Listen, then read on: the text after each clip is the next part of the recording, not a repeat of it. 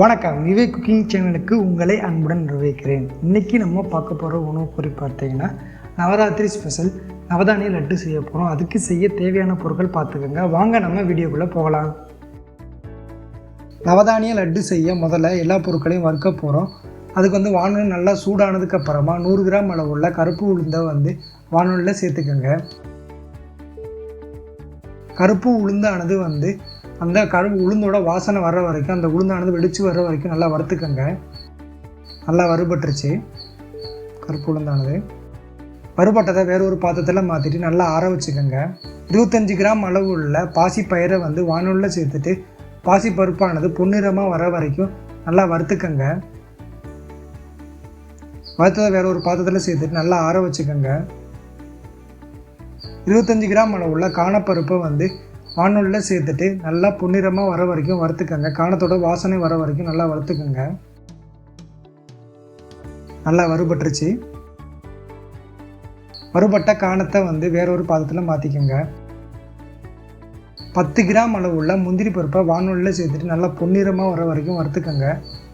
நல்லா வறுபட்டுருச்சு. வறுபட்டதை வேற ஒரு பாத்திரத்தில் மாற்றிக்கோங்க. மிக்ஸி ஜாரில் 50 கிராம் அளவுள்ள வேர்க்கடலை தோல் நீக்கினதை சேர்த்துக்கோங்க. நம்ம ஏற்கனவே வறுத்து வச்ச முந்திரி பருப்பை சேர்த்துக்கோங்க. 2 ஏலக்காயை சேர்த்துக்கோங்க.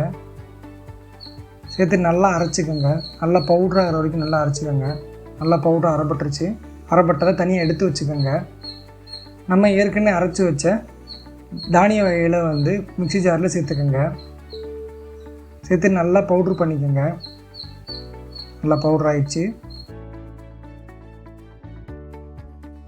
நம்ம ஏற்கனவே அரைச்சி வச்ச கடலைப்பருப்பு, முந்திரி பருப்பு, ஏலக்காய் பவுடரை மிக்ஸி ஜாரில் சேர்த்துக்கோங்க. 80 கிராம் அளவுள்ள வெல்லத்தை சேர்த்துக்கோங்க. துருவுனதை சேர்த்து நல்லா அரைச்சிக்கோங்க. நவதானிய லட்டு மாவு ரெடி ஆயிடுச்சு. ரெடியான மாவை தனியாக எடுத்து வச்சுக்கோங்க. அடுத்து நம்ம வெண்ணெயை உருக்க போகிறோம். வானல் நல்லா சூடானதுக்கப்புறமா 2 கரண்டி அளவு உள்ள வெண்ணெயை வானலில் சேர்த்துட்டு நல்லா உருக்கிக்கோங்க.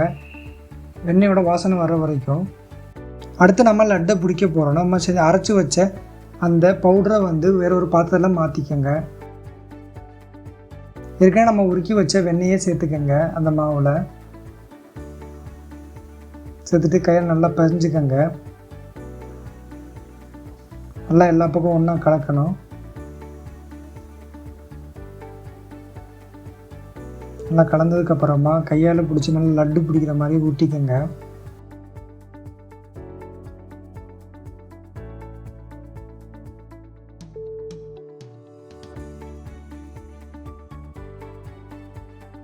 நவதானிய லட்டு ரெடி ஆயிடுச்சு. இந்த நவதானிய லட்டை உங்கள் வீட்டில் செஞ்சு பார்த்துட்டு எப்படி இருக்குங்கிற கமெண்ட் செக்ஷனில் சொல்லுங்கள்.